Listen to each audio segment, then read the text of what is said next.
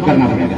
ایک مسلمان کا فرض یہ بنتا ہے, ایک مسلمان کا فرض یہ بنتا ہے, جب وہ کلمہ توحید اپنی زبان سے کہہ لیتا ہے تو اس کا مطلب یہ ہے کہ اب وہ خلاص, اب وہ اپنی مرضی کا مالک نہیں رہا. مسلمان کہتے ہی اس شخص کو ہیں.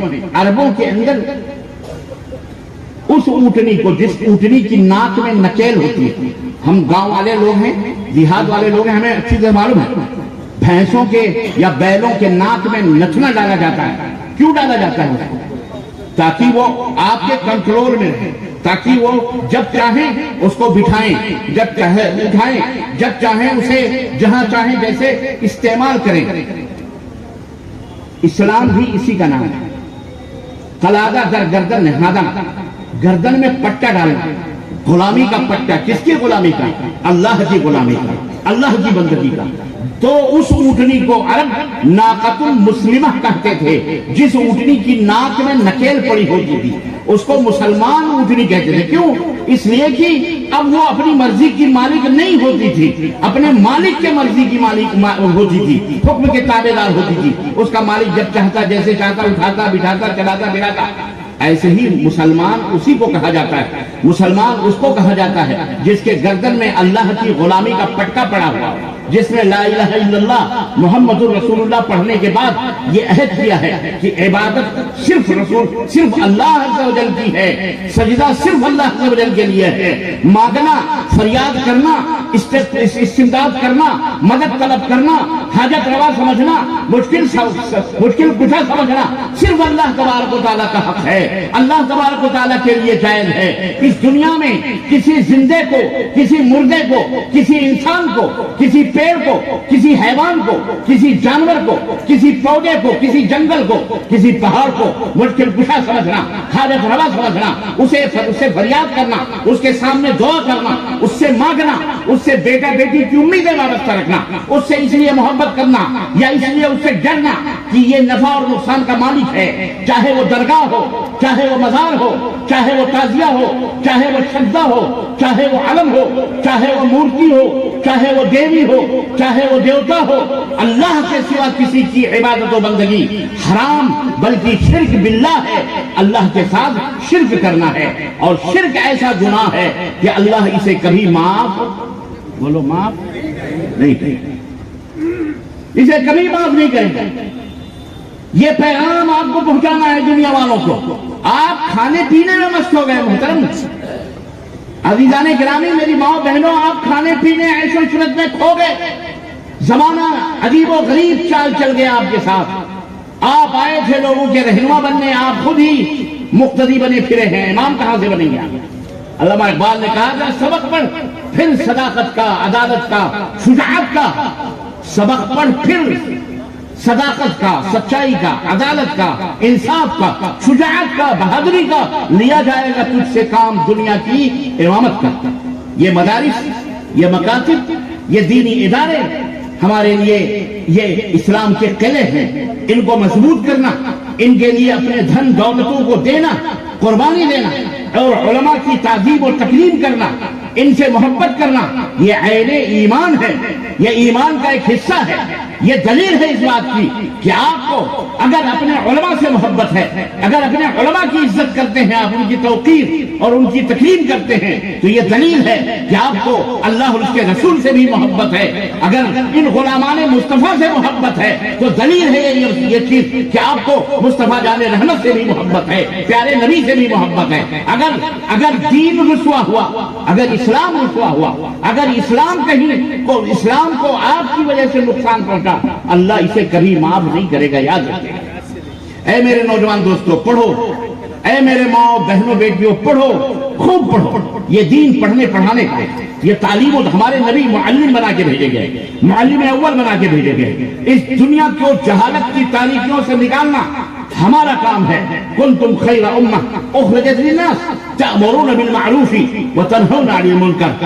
ہاں جناب علی, ہمارے پیدا ہونے کا مقصد یہ ہے کہ ہم اس دنیا کے حاکم ہیں اور اس دنیا سے برائیوں کو مٹانے والے ہیں, بھلائیوں کو پھیلانے والے اور برائیوں کو مٹانے والے مسلمانوں ہم ہیں, آپ ہیں. یہ درس میں آپ کو دے کے جا رہا ہوں, یہ میسج اللہ کا پیغام دے کے جا رہا ہوں. اللہ تبارک و تعالیٰ نے تمہیں اس اس دنیا سے ظلمتوں کو، ظلم کو اور ظلم کو، ستم کو اور اتیاچار کو مٹانے کے لیے اور عدل اور انصاف کو قائم کرنے کے لیے پیدا کیا ہے. اور اسلام سب سے بڑا عدل اور احسان کرنے والا دین ہے اس دنیا کے اندر.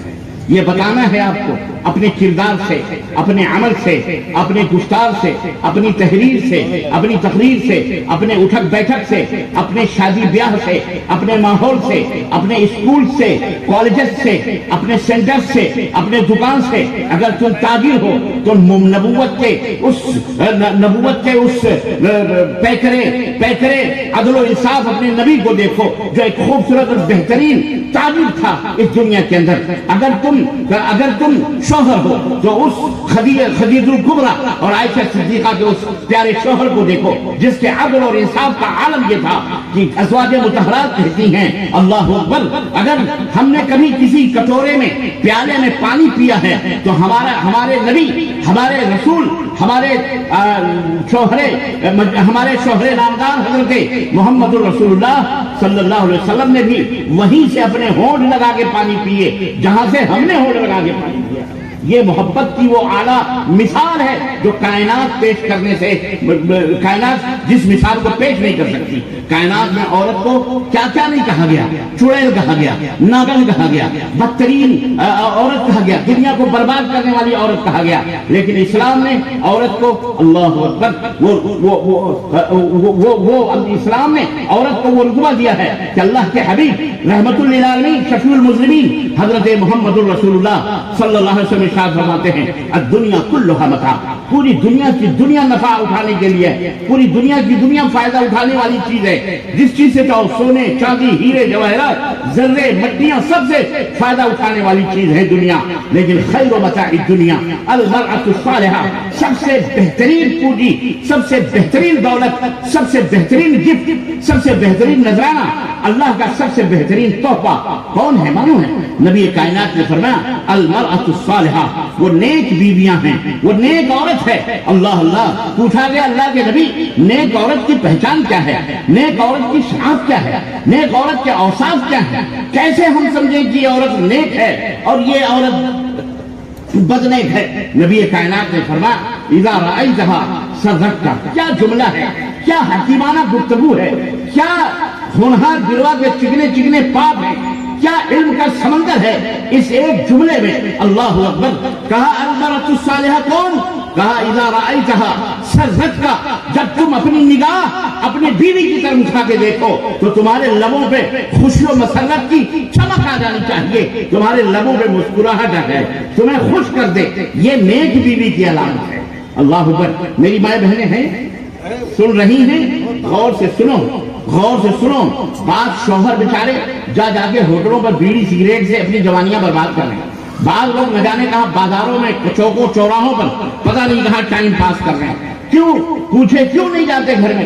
گھر میں چڑیل بیٹھی ہوئی ہے، جاؤ تو کھانے کو دوڑتی ہے، ایسی ایسی باتیں بولتی ہے، ایسی ایسی حرکتیں کرتی ہے، سکون ہی نہیں ملتا، چین ہی نہیں ملتا، تو ہم گھر میں رہ کے کیا کریں؟ اس لیے وہ بھاگ کر کے بیچارہ کبھی بازار میں، کبھی دوستوں میں، کبھی ادھر کبھی ادھر منہ مارتا ہے. عزیزان گرامی، میری ماں بہنوں، میری ماں بہنوں سنو. اللہ کے رسول صلی اللہ علیہ وسلم فرمان اگر کسی کا شوہر ناراض ہوتا ہے اور اس ناراضگی کی حالت میں وہ سوتی ہے اور معافی مانگے بغیر سوتی ہے تو رات بھر فرشتے اس عورت پر لعنت کرتے ہیں، لعنت کرتے ہیں ایسی عورت. اسلام یہ ہے،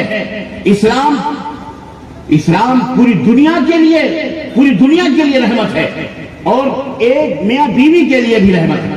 جہاں سے سماج اور معاشرے کا آغاز ہوتا ہے، جہاں سے دو اینٹیں خاندان کی رکھی جاتی ہیں، ایک عورت کی اور ایک مرد کی، یہیں سے اسلام یہیں سے شکشا دیتا ہے، تعلیم دیتا ہے کہ تمہیں کون سی بیوی اور کون سا شوہر اختیار کرنا ہے. یہ ہے اسلام.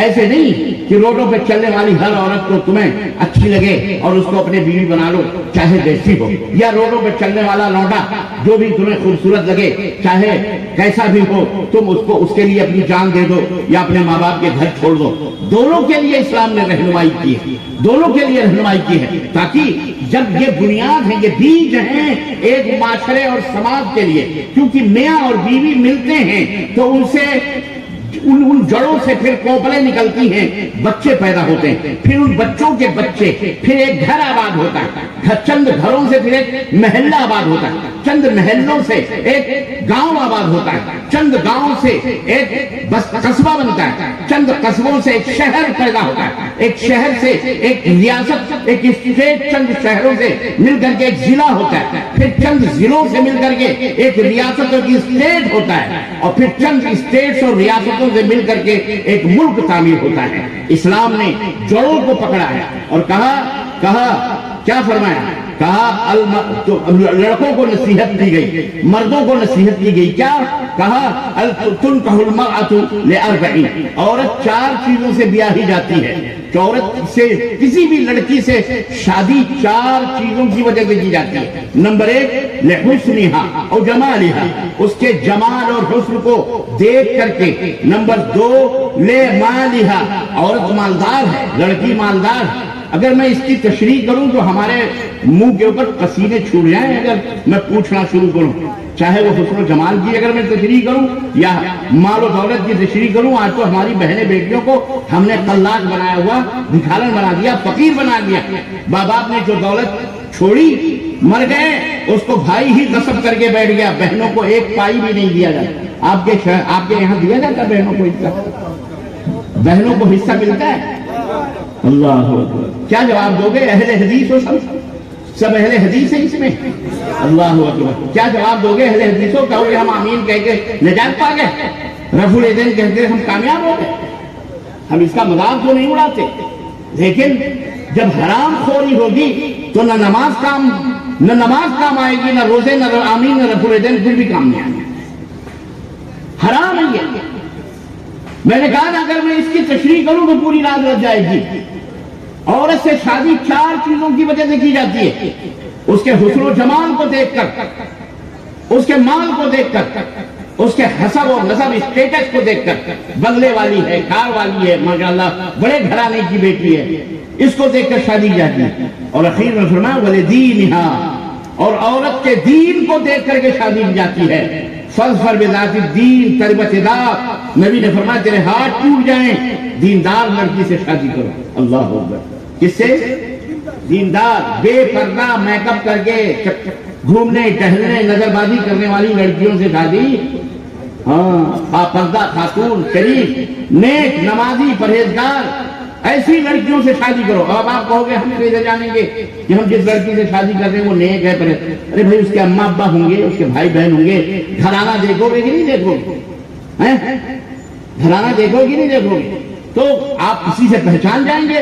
آم سے اس کے درخت کا پتہ لگ جاتا ہے کہ جا کے آپ درخت کو سونگتے ہیں یہ کون سا آم ہے، یہاں کون کون سے آم پائے جاتے ہیں؟ لنگڑا آم ہوگا، لنگڑا، فضلی، بامبے، سونگ کے آدمی پتہ لگا لیتا ہے کہ یہ کس پیڑ کا آم ہے کہ نہیں، کہ جا کے پیڑ کو دیکھتا ہے۔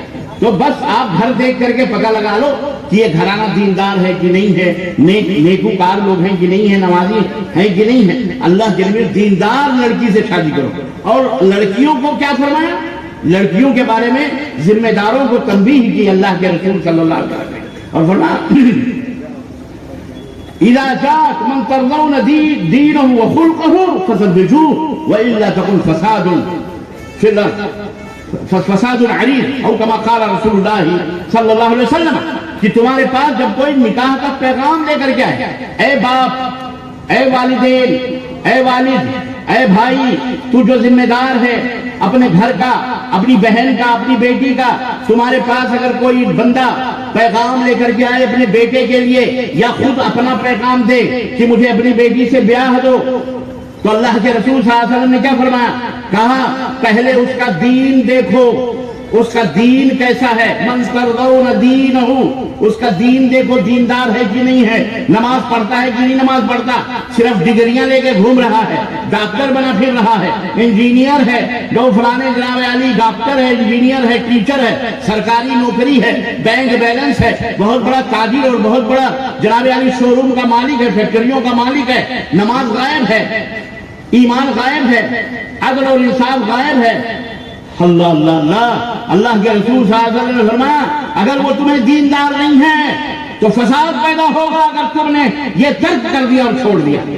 آج جو یہ ہو رہا ہے نا دنیا کے اندر، یہ طلاق وہ فلاں، آج گورنمنٹ آف انڈیا بھی انوالو ہو گئی، اور انوالو ہوگی کیوں نہیں؟ چور کے لیے دروازہ کھول کے رکھو گے تو چور آپ کا منہ بیٹھ کے دیں گے؟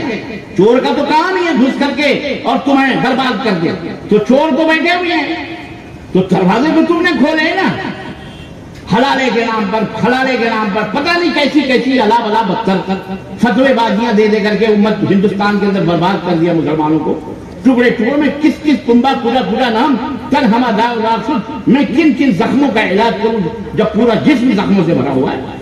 عزیزان محترم، اگر ہم اپنے آپ کو اہل حدیث کہتے ہیں تو ہمیں تو کم از کم یار اپنے مسلمان بھائیوں کی مدد کرنے کے لیے کھڑا ہونا چاہیے۔ ایک بات میں آج کے اس بس میں بڑی ذمہ داری کے ساتھ میں یہ علماء کی اس بھیڑ میں اور علماء کی موجودگی میں کہوں گا اور کہنا چاہتا ہوں کہ رب کعبہ کی قسم ہے، اگر علماء اہل حدیث یا اہل الحدیث کے عوام، علماء ہو یا عوام، اگر انصاف نہیں کر سکتے یا دنیا کو انصاف نہیں دلا سکتے تو اس دنیا میں کوئی ایسا دھرم، کوئی ایسا مذہب، کوئی ایسا فرقہ موجود نہیں ہے جو مسلمانوں کو عدل اور انصاف کی تحریک پہ لے جا کے کھڑا کرے یا انہیں عدل اور انصاف دلوا دے۔ یہ ہماری ضرورت جو ہم بول رہے ہیں آپ کے لیے اور آپ ہیں کہ آپ لوگ بالکل ایسا لگتا ہے جیسے جناب علی کچھ سمجھ لیے۔ عزیزوں سمجھو، محترم بھائیوں، نوجوانوں، ارے یہ اگر بزرگ جا رہے تھے نسل تو گئی، شاید ان کو سدھارنا مشکل ہو، لیکن یہ جو ہماری آنے والی نسلیں اسکولوں میں ہیں، کالجز میں، ایک بچہ داعی ہے، ایک بچہ دعوت دینے والا، اسلام کا پیغامبر، اسلام کو پہنچانے والا، لیکن سب سے پہلے تم مسلمان ہو تو کیوں ہو یہ بھی سمجھ لو۔ ہم کیوں مسلمان کہتے کس کو ہیں؟ مسلمان کس کو کہتے ہیں؟ اس کا نام عبداللہ ہے اس لیے وہ مسلمان، اس کا نام عبد الغفار اس لیے مسلمان ہے، اس کا نام عبد المومن ہے اس لیے مسلمان ہے، اس کا نام خالد ہے، اس کا نام فلاں ہے اس لیے مسلمان ہے۔ ناموں سے مسلمان نہیں ہوتا،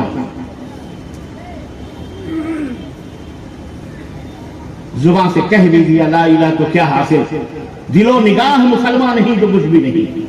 سب سے پہلے دل مسلمان میں نے بھی بتایا تابع دار، میری کوئی مرضی نہیں، اللہ کے حکم کے تابع ہیں، اللہ کے فرما بردار ہیں، شادی ہو کہ بیاہ ہو کہ نکاح ہو، ہر چیز میں قال اللہ قال رسول، اللہ کی قسم پورے دنیا کی حکمرانی کرنے کے قوانین، پوری دنیا کو راہ راست پر لانے کے نظام اور سسٹم اور اصول اور ضابطے رب کے قرآن میں موجود ہیں، محمد الرسول اللہ کے فرمان میں موجود ہیں صلی اللہ علیہ وسلم۔ لیکن ہم ہیں کہ ہم بت بنے ہوئے ہیں، ہم ذلیل و رسوا ہو رہے ہیں۔ عزیزوں اٹھو، اے میرے مسلمان بھائیوں، کھیت کرو، آپ اپنے گاؤں کو سب کچھ کرو، یہ سب، لیکن اسلام کے سانچے میں ڈھالنے کی کوشش کرو۔ یہ نہیں کہ ہم مسلمان ہیں صرف ٹوپی لگا لیے مسجد میں جمعہ کی نماز پڑھنے کے لیے، بس باقی نمازیں، اذان ہو رہی ہے، گپ چل رہی ہے، سلفیاں پھانکی جا رہی ہیں، تمباکو منہ کے اندر ہے، پیچھ مارے جا رہے ہیں، پان کھائے جا رہے ہیں، سگریٹ کے دھوئیں اڑائے جا رہے ہیں، اذان ہو رہی ہے، ہمیں نماز سے کوئی مطلب نہیں ہے۔ یہ ہم مسلمان ہیں۔ کون سا چہرہ محمد الرسول اللہ صلی اللہ علیہ وسلم کے سامنے لے کے جائیں؟ عزیزان محترم، بدلو، نہ بدلو گے تو مٹ جاؤ گے ہندوستان والوں، تمہاری داستان تک بھی نہ ہوگی داستان۔ ان اللہ لا یغیر ما بقوم حتی یغیر ما بانفسہم، اللہ اس قوم کی حالت کو نہیں بدلتا جب تک کہ خود اسے اپنی حالت کے بدلنے کا احساس نہ ہو، خیال نہ ہو۔ احساس ذمہ داری اپنے اندر پیدا کرو۔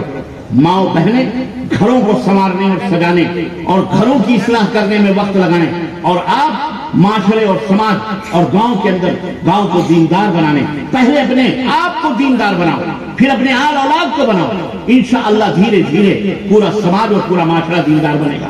لیکن جو کفر از کعبہ برخیزت کجا مارد مسلمانی، اگر کعبے ہی سے بت پرستی اور کفر کا آغاز ہو جائے تو بتاؤ مسلمانی کہاں رہے گی؟ اگر مسلمان ہی سود خور ہو جائے، مسلمان ہی بے نمازی ہو جائے، مسلمان ہی شراب پینے لگے، مسلمان ہی زناکار ہو جائے، مسلمان کی بہن بیٹیاں بے پردہ ہو جائیں، مسلمان ہی عدل و انصاف کا جنازہ اپنے کندھے پہ اٹھا کے روڈوں پر دوڑیں، مسلمان ہی جھوٹا اور مکار ہو جائے، مسلمان ہی چور اور غاصب ہو جائے، مسلمان ہی اپنے بھائی کا حق لوٹنے والا بن جائے، مسلمان ہی ایک دوسرے کے مال کو جھوٹے طور پر خزوٹ کرنے والا بن جائے، تو بتاؤ اس دنیا کا کیا حال ہونے والا ہے؟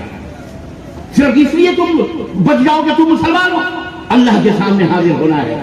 یاد رکھو، لا تزال قدم عبد حتی یسأل عن 40، آدمی اپنی جگہ سے ہل نہیں سکتا جب تک کہ رب کی بارگاہ میں اللہ کے سوالوں کا جواب نہ دے۔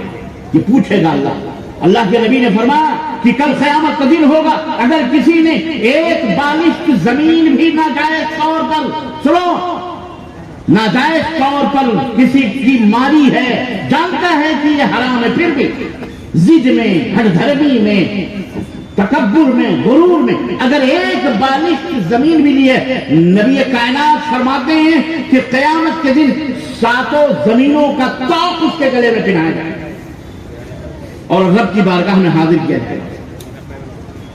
مارو زمینیں، گھسیٹو۔ سمجھ میں کوئی بات آ رہی ہے؟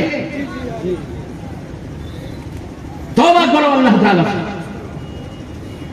توبوا ایھا المؤمنون، اے مومنوں اللہ سے توبہ کرو، توبہ کرو شرک سے، توبہ کرو حرام سے۔ 10 درہم میں اگر 1 درہم حرام کا ہے اور 9 درہم حلال کا ہے اور تم نے اس کو کھایا ہے تو 40 وقت کی نمازیں بیکار ہیں، 40 دن کی نمازیں بیکار ہیں۔ کون سی؟ اسی لیے تو نماز وہ ہے جو سینوں میں بجلیاں بھر دے۔ آج ہم رکوع اور سجدے کر رہے ہیں لیکن ہماری نمازوں میں وہ تاثیر نہیں ہے۔ وجہ یہ ہے کہ ہمارا دل سیاہ، حرام خوری سے، سود ہمارے معاشرے کا ناسور بن چکا ہے۔ سود خوری سے ہم سمجھتے ہیں بہت فائدہ ہے، اللہ کی قسم بتلا رہا ہوں، سود سے تم کبھی آگے نہیں بڑھ سکتے۔ اللہ کے نبی صلی اللہ علیہ وسلم نے فرمایا کہ سود کے گناہ کے 70 درجے۔ اللہ نے فرمایا فَأَذَرُوا بِحَرْبٍ مِّنَ اللَّهِ وَرَسُولِهِ، اے سود والو، اے سود خورو، اے سود کھانے والو، اے سودی تجارت کرنے والو، اے سود کے ذریعے سے کامیابی حاصل کرنے والو، اللہ اور اس کے رسول سے تمہارے لیے کھلی جنگ ہے۔ اللہ سے جنگ لوگے، اللہ سے جنگ لوگے، بولو اللہ سے لڑائی لوگے، لے رہے ہیں سب، بہت سارے لوگ لے رہے ہیں ہر معاملے میں۔ ہم نے اہل حدیثیت کو یہ سمجھا ہوا ہے، آمین کہہ لیا، سینے پہ ہاتھ باندھی، رسول اللہ کہ خلاص اہل حدیثیت کا فلسفہ۔ اہل حدیث وہ نہیں ہوتے، اہل حدیث سر سے لے کر پا تک سنت رسول کا پابند ہوتا ہے۔ صرف نماز اور روزے میں فرق نہیں، لین دین میں بھی ہوتا ہے۔ حرام ہم کھائیں، سود ہم کھائیں، قتل و خون ہمارے یہاں، چوری ہمارے یہاں، چماری ہمارے یہاں، ایک دوسرے کے اندر غیبت چغلیاں ہمارے یہاں، شادی اور بیاہ میں جو ناٹک بازیاں ہو رہی ہیں، غیر قومیں بھی شرم سے اپنا منہ ڈھک لیتے کہ یہ مسلمان ہیں جنہیں دیکھ کے شرمائے یہود۔